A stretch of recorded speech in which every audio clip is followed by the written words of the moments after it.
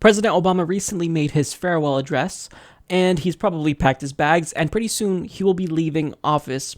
Now, I credit Obama for getting me involved in politics in a meaningful way, and I also credit him as being probably the most LGBT-friendly president ever. But when you kind of step back and look at the totality of President Obama's administration and his legacy overall, I think that the negatives are so bad that they're going to outweigh a lot of the positive things that he did. So, for example, he commuted the sentences of drug offenders. I think this is great. And he did a lot of executive orders that I think are good. So, for example, he made it so that way federal employees would have LGBT protections and whatnot.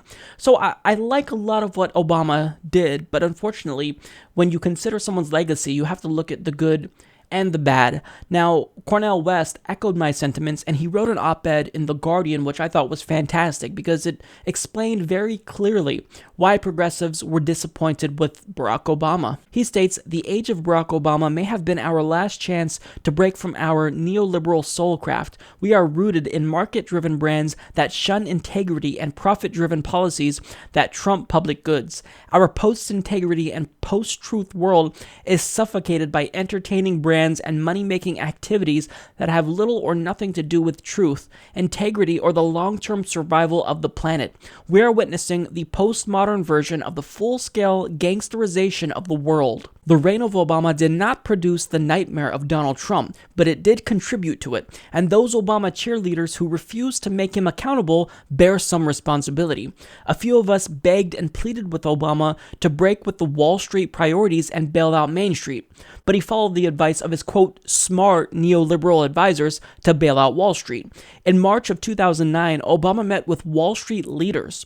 He proclaimed, "I stand between you and the pitchforks. I am on your side and I will protect you," he promised them. And not one Wall Street criminal executive went to jail. We called for the accountability of U.S. torturers of innocent Muslims and the transparency of U.S. drone strikes killing innocent civilians. Obama's administration told us no civilians had been killed. And then we were told a few had been killed. And then maybe 65 or so had been killed. Yet, when an American civilian, Warren Weinstein, was killed in 2015, there was an immediate press conference with deep apologies and financial compensation.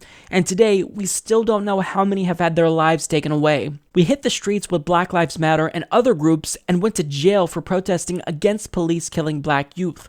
We protested when the Israeli Defense Forces killed more than 2,000 Palestinians, including 550 children, in 50 days. Yet, Obama replied with words about the difficult plight of police officers, department investigations with no police going to jail, and the additional $225 million in financial support of the Israeli army. Obama said not a mumbling word about the dead Palestinian children, but he did call Baltimore black youth criminals and thugs. In addition, Obama's education policy unleashed more market forces that closed hundreds of public schools for charter ones. The top 1% got nearly 2/3 of income growth in 8 years, even as child poverty, especially black child poverty, remained astronomical. Labor insurgencies in Wisconsin, Seattle, and Chicago, vigorously opposed by Mayor Rahm Emanuel, a close confidant of Obama, were passed over in silence. In 2009, Obama called New York City Mayor Michael Bloomberg an outstanding mayor, yet he overlooked the fact that more than 4 million people were stopped and frisked under Bloomberg's watch. Along with Carl Dix and others, I sat in jail 2 years later for protesting these very same policies that Obama ignored when praising Bloomberg. The gross killing of U.S. citizens with no due process after direct orders from Obama was cast aside by neoliberal supporters of all colors, and Edward Snowden, Chelsea Manning, Jeffrey Sterling, and other truth-tellers were demonized just as the crimes they exposed were hardly mentioned. The president's greatest legislative achievement was to provide healthcare for over 25 million citizens, even as another 20 million were still uncovered. But it remained a market-based policy created by the Conservative Heritage Foundation and first pioneered by Mitt Romney in Massachusetts.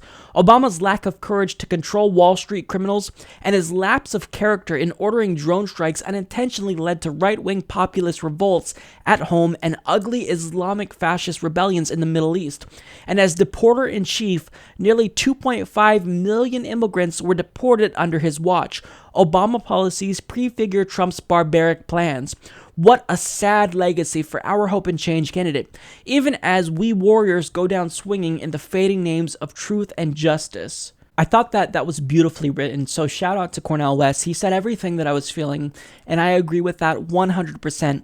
Now, the thing about Obama is that he really does have a sad legacy, and he's going out really badly. He's going out condemning the people who helped get him into office. So, I mean, he rode off of a progressive movement that he catalyzed, and now he's blaming us, for example, for one of his own failures. Reuters explains President Barack Obama said on Friday that criticism from the left wing of his own Democratic Party helped feed into the unpopularity of Obamacare, his signature healthcare reform law.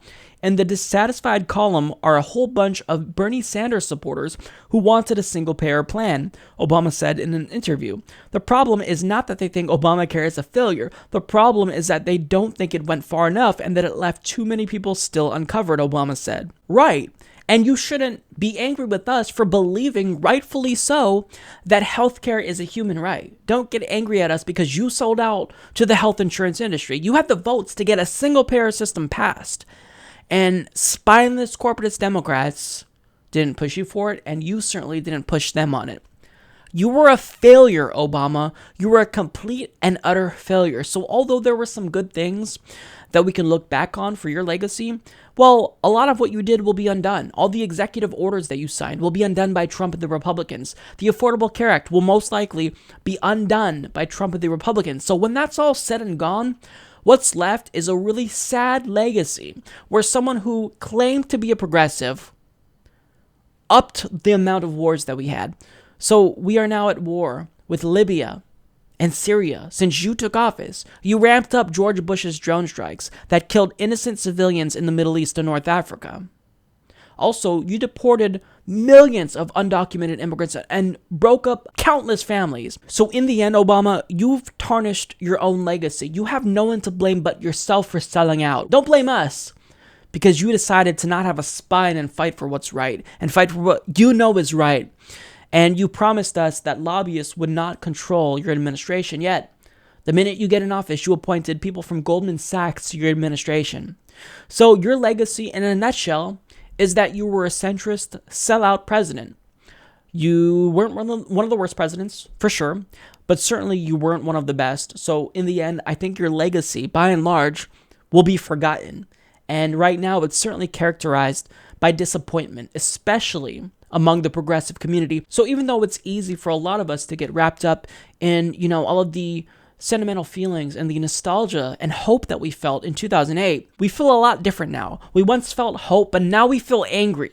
And in part, this is because of you. This is because of your failure and what you did and how you betrayed progressives.